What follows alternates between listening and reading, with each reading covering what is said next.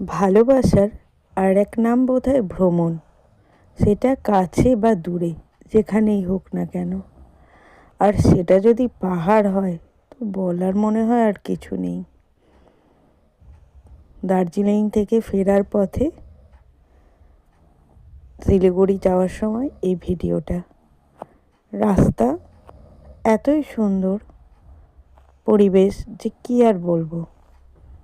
তাই সবার সাথে শেয়ার করলাম, সবাই যাতে, যারা যেতে পেরেছো তারা তো জানোই, আর যারা যেতে পারোনি এখনও, তারাও যেন উপভোগ করো। ডেটটা এই 1 জানুয়ারি, একদম বছরের শুরুতেই ভিডিওটা করা হয়েছে। একটু লেট হলো পোস্ট করতে। নেচার যেন নিজেকে এক অন্য রূপেই সাজিয়ে নিয়েছে।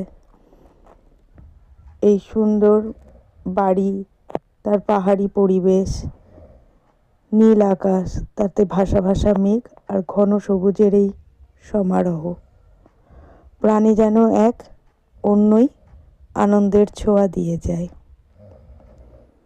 হ্যাঁ, রাস্তায় আস্তে আস্তে সবাই মিলে গল্পগুজব তো হচ্ছিলই, কিন্তু সেই ফাঁকে প্রকৃতিকে ছাড়তে পারিনি। যতই গল্প হোক না কেন, এটা তো আর বারবার পাওয়া যাবে না।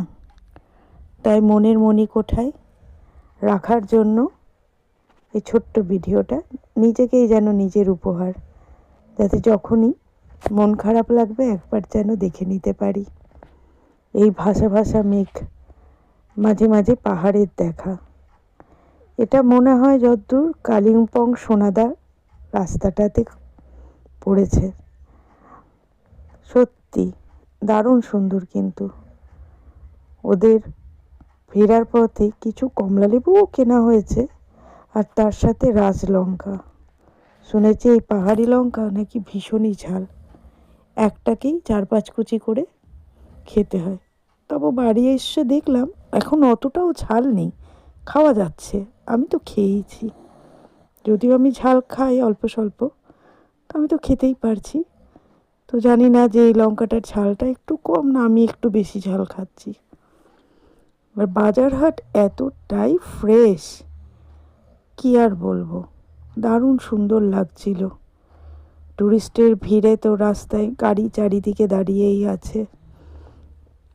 অপূর্ব পরিবেশ। সবাই জানিও কেমন লাগলো তোমাদের এই ছোট্ট পাহাড় ভ্রমণে নেমে আসার ভিডিওটা।